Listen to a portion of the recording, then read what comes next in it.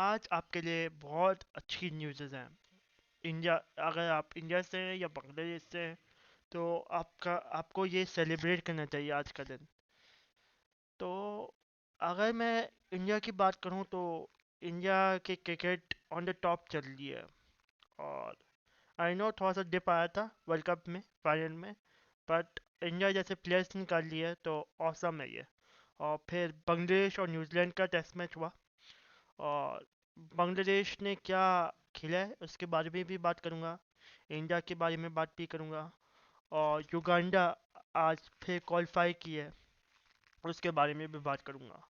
और कौन सी team qualify नहीं की, किसके ऊपर ज़्यादा था कि वो क्वालिफाई कर लेगी बट वो नहीं कर पाई, तो उसके बारे में भी बात करनी है। तो आइए चलते हैं, शुरू करते हैं।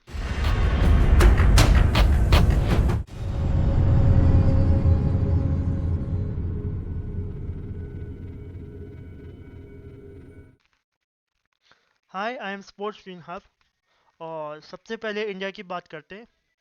इंडिया जो कि बहुत अच्छा खेल रही है इस T20 में, और बहुत ज़बरदस्त खेल रही है। और इंडिया के जो सबसे अच्छी चीज़ जो मुझे लगी, वो अपने नए प्लेयर्स लेके आ रही है, जिसमें जसपाल है, जिसमें रिंकू सिंह है, जिसमें ऋतुराज है, तिलक वर्मा है। बॉलर्स में आपके पास भी काफ़ी अच्छे बॉलर्स आए, जैसे जैसे दीपक चहाल है। फिर उसके बाद बिश्नोई बॉलर आया है इनका लेगी। एक लेगी कुलदीप कम था, जो बिश्नोई एक और आ गया उनके पास। फिर इनके पास स्पिनर्स के दो लाइनअप है इंडिया के पास। और अगर मैं फास्ट मैन की बात करूं तो आपके पास one of the fastest bowler India का जो आया है, आशीष खान। और वो इंडिया का one of the fast bowler है अच्छा। अगर वो लाइन और लेंथ अगर सही समझ ले तो वो भी इंडिया का अच्छा बॉलर हो सकता है। और T20 में दिख रहा है, उसकी स्किल्स दिख रही है कि वो अच्छा बॉलर हो सकता है T20 में। और जैसे IPL खेलेगा और तो वो और इम्प्रूव करेगा। सो इंडिया के अच्छे यंगस्टर्स आ रहे हैं सामने, तो ये सबसे अच्छी बात है इंडिया की। और इस T20 में हमें दिखा, और बहुत ज़बरदस्त दिखा। और ऐसा नहीं है कि यंगस्टर्स ने अपनी पर्सनल इनिंग्स खेली हो या एक अच्छा 30 40 50 बना के आउट हुए हो। ऐसा नहीं है। यंगस्टर्स उनके मैन ऑफ द मैच लेके गए हैं, जो कि बहुत अच्छी बात है। और अगला वर्ल्ड कप में मैं दो तीन प्लेयर्स यहाँ के अभी के देखता हूँ मैं यंगस्टर्स में, जैसे तिलक वर्मा है और ये सब है। तो ये बहुत औसम है। और जैसे रिंकू सिंह ने इस 4 T20 में जैसे खेला उसने, और वो औसम था, क्योंकि मैं हमेशा समझता था Rinku Singh is a hard hitter, और वो बिल्कुल हार्ड हिटर है। वो स्काई की तरह है। वो नीचे आएगा, नीचे खेलेगा, 5 to 6 ओवर्स खेलेगा और मैच बना देगा। बट उसने जैसा स्लो खेला शुरू में, फिर उसके बाद उसने ग्रिप किया और उसने हिटिंग की आखिर में आकर। तो उसने एक तरह से संभाला इंडियन टीम को, वरना इंडियन टीम 170 पे भी नहीं पहुंची जैसे ऑस्ट्रेलियन बॉलिंग कर रही थी, क्योंकि ऑस्ट्रेलियन फुल फॉर्म में लग रही थी कि जीतना है उनको ये मैच। तो ये बहुत अच्छा रिंकू सिंह ने खेला, और मैं फुल क्रेडिट दूंगा इस बात के ऊपर। और फिर अगर मैं इंडिया की बात करूँ तो इंडिया जीत गया। आई नो वही इक्वेशन हो गई थी जो कि 30 20 में हुई है। 2 ओवर में 40 रन चाहिए थे, और इंडियन बॉलर्स ने इस बार बेहतर बॉलिंग की है इन्होंने। और इस बार टू 2 ओवर में 240 नहीं करने दिया उन लोगों को। आई नो ऑस्ट्रेलिया में से मैक्सवेल चले गया, बट ऑस्ट्रेलिया के अंदर की कैपेबिलिटी है कि उनका कोई भी बंदा आकर ये चीज़ कर सकता है। और आप ऑस्ट्रेलिया को बिल्कुल हल्का नहीं ले सकते। ऑस्ट्रेलिया हमेशा से आकर एक अच्छी स्लॉकिंग पावर लगती है। और उस वक्त तो मैथ्यू वेड खेल लेते हैं उनके कैप्टन। और हमें पता है कि मैथ्यू हेड जैसा बैट्समैन कितना स्ट्रॉन्ग है और कितना स्ट्रॉन्ग खेलता है। और उससे पहले शॉट खेल लेता है, और शॉट ऑस्ट्रेलिया के one of the massive striker opener रह चुके हैं। सो आई नो कि शॉट भी एक अच्छा टर्न लेते हैं। बट जैसे बॉलिंग की है इन्होंने, दीपक चहाल ने क्रेडिबल बॉलिंग की है। और और ऑस्ट्रेलिया को 154 में रोका है। सो क्रेडिट देना पड़ेगा इंडियन बॉलर्स को। अब बात करते हैं इंडिया का जो टूर है टू द साउथ अफ्रीका।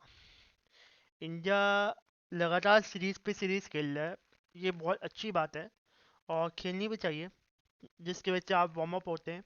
और और बिल्कुल एंड ऑफ द ईयर में आपका T20 वर्ल्ड कप है यूएसए और वेस्ट इंडीज़ में, तो ये बहुत अच्छी बात है जैसे जारी हो रही है उनकी। और टीम जो चूज़ हुई है उसमें मुझे ज़रा सा कंसर्निंग है कि आपकी टीम टेस्ट मैच वनडे और T20 की हुई है। बिल्कुल एंड में आपका 2024 में T20 वर्ल्ड कप है यूएसए एंड वेस्ट इंडीज, और इंडियन जो सीनियर प्लेयर्स हैं वो सीरियस नहीं है। उनको जो प्रॉपर T20 की टीम थी वो आपको खिलानी चाहिए थी, क्योंकि ये आप अपनी T20 प्रैक्टिस करवा रहे हो। और आई नो उनको रेस्ट दिया इस ऑस्ट्रेलियन T20 में, और फिर उसके बाद आपको ये खिलाना चाहिए था in South Africa T20, but India पता नहीं क्या इस सोच में पड़ा हुआ है कि वो नहीं खिला रहा। इंडिया को कम से कम आधी T20 टीम या आधी से ज़्यादा T20 टीम खिलानी तो चाहिए थी। हम इस टीम में से सिर्फ दो तीन प्लेयर ही देखते हैं कि T20 खेलेंगे नहीं, जैसे अगर कोई अ, तिलक वर्मा या आपका रिंकू सिंह खेल लिया तो खेल लिया, वरना ओपनर्स भी फिट हैं इंडिया में, रोहित शर्मा और गिल, और सब कुछ वन डाउन भी है हमारे पास उनके पास। तो आई बिलीव कि शायद ईशान किशन खेल जाए T20, बट बड़ा मुश्किल लगता है कि T20 में ये प्लेस होंगे और ये बॉलर्स होंगे, क्योंकि आप T20 को आप प्रॉपर सीरियस लें, आप T20 की टीम खिलाएं। बिल्कुल आपका T20 वर्ल्ड कप सर पे खराब है। हाँ, आप सीनियर प्लेयर्स को रेस्ट दे दें in test match in one day, but उन्होंने वनडे और टेस्ट मैच में, वनडे में भी कुछ प्लेयर्स खिला रहे हैं अपने सीनियर्स, और टेस्ट मैच में फुल स्क्वाड के साथ जा रहे हैं। तो आई बिलीव वो चीज़ T20 में करनी चाहिए रादर देन टेस्ट मैच, क्योंकि T20 का वर्ल्ड कप आपके मुंह पे खराब है। सो पता नहीं, मुझे कुछ समझ नहीं आता कि इंडियन टीम का क्या क्या हो रहा है। बस ऐसा लग रहा है कि उन्होंने टीम बनाई और भेज दी। एक तो ये चांस होता है कि हाँ भाई आप इंडिया में खेल लो, तो एक होम एडवांटेज हो जाती है जिसकी वजह से आपके प्लेयर्स चल जाते हैं। बट एक बिल्कुल नई टीम आपने बना के आप साउथ अफ्रीकन टूर पे भेज दी, और साउथ अफ्रीकन पिचेस बहुत डेडली पिचेस हैं, हाइट बाउंस है। तो वहाँ पर एक डाउट आता है कि नए बैट्समैन कंफर्टेबल होंगे खेलने के लिए, क्योंकि वो लोग बैटिंग पिचेस तो नहीं बनाते, वो लोग बाउंसी पिचेस बनाते हैं। तो आपके बैट्समैन हैं इतने, आपको कुछ सीनियर बैट्समैन डालने चाहिए थे अपने T20 स्क्वाड में, कि उनको प्रैक्टिस हो इन T20, मगर आपने नहीं डाले। तो होप सो इंडिया जब साउथ अफ्रीकन टूर पे जाए तो अच्छा करे, और यही मेरी तवक्कुआत है इंडियन टीम के साथ। अब बांग्लादेश और न्यूजीलैंड की बात कर रहे हैं। बांग्लादेश और न्यूजीलैंड का एक बहुत इंटरेस्टिंग मैच हुआ, फिफ्थ डे तक चला। बहुत इंटरेस्टिंग मैच था। कुछ चीज़ें हैं जो मैं डिस्कस करना चाहूँगा टेस्ट मैच में, क्योंकि कुछ चीज़ें होती हैं तो और इंटरेस्टिंग टेस्ट मैच हो जाता दोनों टीमों की वजह से। और कुछ चीज़ें न्यूजीलैंड ने भी गलती की और बांग्लादेश ने भी गलती की, बट बांग्लादेश जीत गई। तो बहुत प्राउड मोमेंट है बांग्लादेश पीपल्स के लिए और बंगालियों के लिए। और पहली दफ़ा वो टेस्ट मैच जीती है from black cap in the home ground, और ये बहुत बड़ी बात है। जैसे वो खेल ली थी तो बहुत अच्छी बात है विद न्यू कैप्टन शांतो। और फुल क्रेडिट देना चाहिए एज अ बांग्लादेशी जो प्लेयर्स खेले हैं, जिन्होंने इंटेंस शो की है, और कैप्टन को फुल क्रेडिट देना चाहिए कि उन्होंने अच्छी फील्ड और अच्छी बॉलिंग बॉलिंग स्ट्रेटजी यूज़ की इन टेस्ट मैच। सो बहुत अच्छे नर्व से इन्होंने खेला बांग्लादेश प्लेयर ने।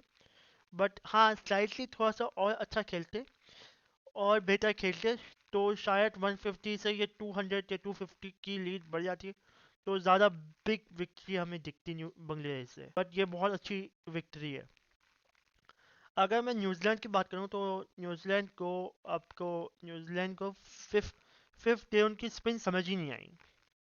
ना विलियमसन को, ना कॉनवे को, किसी को समझ नहीं आई, सिवाय मिचेल मिचेल खड़ा हुआ था। यार शुरू में आप जब आपकी स्पिन लगी हुई थी और स्पिन रिप एंड स्पिन हो रही थी गेंद, और तीन तीन दो दो स्लिप पे खड़ी हुई थी, तीन तीन प्लेयर मुंह पे आके खड़े हुए थे, तो आपको स्वीप खेलना था या आपको डाउन द ग्राउंड खेलना था, स्ट्रेट बैट से खेलना था, बट वहाँ पर आप आउट हो गए। आपको अच्छा खेलना था क्योंकि बॉलें तो इतनी थी कि आप अगर 3 के 100 पे भी जाते तो आप मैच जीत सकते थे, क्योंकि बांग्लादेश ने 300 का टारगेट लगाया था। और आप पांचवा दिन भी नहीं खेले, पांचवें दिन के शुरू में ही 1 घंटे के अंदर अंदर आउट हो गए आप। सो आई बिलीव कि अच्छा खेलना चाहिए था। सऊदी ने बहुत अच्छी कोशिश की और खड़े होके उसने छक्के और चौके मारे, चौके मारे, छक्के तो नहीं, बट सऊदी ने जैसे खेला खड़े होकर, तो वैसे मैं बिलीव करता हूँ कि बाकी प्लेयर्स को भी खेलना चाहिए था और दिखाना चाहिए था कि मैं मार सकता हूँ। और अगर वो अटैक करते तो कुछ फील्ड बांग्लादेशी पीछे ले लेते, तो आप आराम से सिंगल्स वहाँ पर कर सकते थे सवाई मिचिल के। और बांग्लादेशी को पता था कि सवाई मिचिल के और कोई नहीं मारेगा, और मिचिल पे भी इन्होंने स्वीप पे एक बंदा रखा हुआ था, क्योंकि मिचेल सिर्फ स्वीप पे इनको चौके मारा था, तो उन्होंने स्वीप पे बंदा रखकर आउट कर दिया। तो वहाँ पर मिचेल भी एक्सपोज हो गया। अगर दूसरी एंड से कोई हिट कर रहा होता प्रॉपर बैट्समैन, या विलियमसन खड़ा हो जाता, जैसे विलियमसन पहले इनिंग में खड़ा हुआ, तो शायद कोई चांस बन सकता था, तो मगर नहीं खड़ा हुआ। कॉनवे से भी बहुत उम्मीद थी, बट वो भी खड़ा नहीं हुआ। सो न्यूजीलैंड को बैकअप करना पड़ेगा अपने आप को, और हमें पता है न्यूजीलैंड के प्लेयर्स स्पिन के ऊपर बहुत अच्छे हैं। ऐसी बात नहीं है कि स्पिन के ऊपर लेट जाते हैं ये लोग, तो इन लोगों को स्पिन को खेलना पड़ेगा।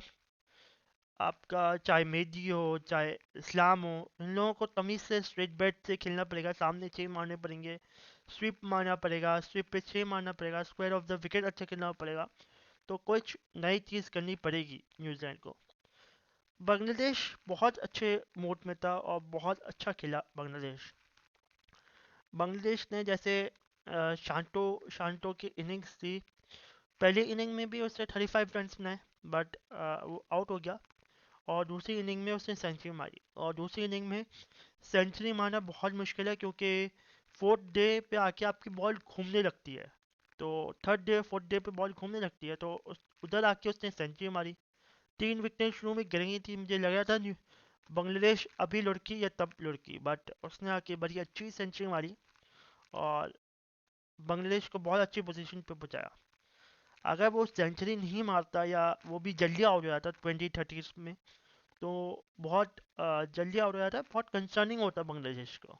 क्योंकि जैसे शांतो आउट हुआ सेंचुरी मार के चौथे दिन, तो इसके बाद ट्रेल लग गई, कोई खड़ा नहीं हो पाया। इवन के आपका बांग्लादेश का विकेट कीपर मुस्तफिक भी नहीं खड़ा हो पाया, और बाकी प्लेयर्स भी नहीं खड़े हो पाए। हाँ, मेडी ने जरा सी जान मारी ये आखिर में आकर, बट वो भी कुछ नहीं कर पाया जब शांतो आउट हो गया। तो आई बिलीव के शांतो की वजह से बहुत शांतो की इनिंग की वजह से और शांतो की कैप्टनसी की वजह से ये टीम जीती है, तो वेल डन टू शांतो। जैसे उसने खेला है और सुपर नॉक खेला है, और बांग्लादेश को पहली दफ़ा टेस्ट में जीता है न्यूजीलैंड से इन द होम ग्राउंड। तो फुल क्रेडिट देना चाहिए बांग्लादेश को। जाते जाते मैं युगांडा की तारीफ करूंगा कि युगांडा क्वालिफाई कर गया इन T20 ऑफ 2024। तो युगांडा ऑलमोस्ट फोर्थ आखिरी जो टीम थी जो क्वालिफाई करने की थी, वो युगांडा थी। तो सुपर युगांडा, युगांडा ने बहुत अच्छी क्रिकेट खेली है और बहुत सरप्राइज किया।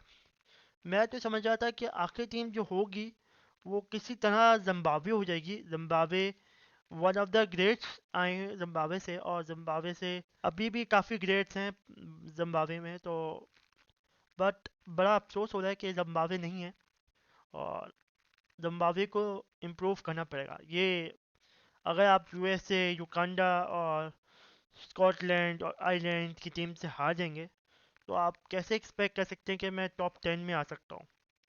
बट बहुत मैं मुबारकबाद देना चाहूँगा कि युगांडा को, कि वो क्वालिफाई कर गई फॉर द T20। और जितनी भी लो टीम्स हैं उन सबको मैं मुबारकबाद देना चाहूँगा। चाहे युगांडा हो गया, यूएसए हो गया, स्कॉटलैंड हो गया, आयरलैंड हो गया, और बाकी और भी टीम्स हैं, उनकी लिस्ट मैं अभी लगा दूंगा यहाँ पर। तो सबको मुबारकबाद देना चाहूँगा मैं यहाँ पर। और ये थी मेरी छोटी मोटी एनालिसिस। अगर आपको पसंद आई हो तो प्लीज़ इसे लाइक कीजिएगा, शेयर करिएगा और कमेंट करिएगा और सब्सक्राइब कीजिएगा। अभी तक के लिए अल्लाह हाफिज़, गुड बाय एंड शब बख़ैर।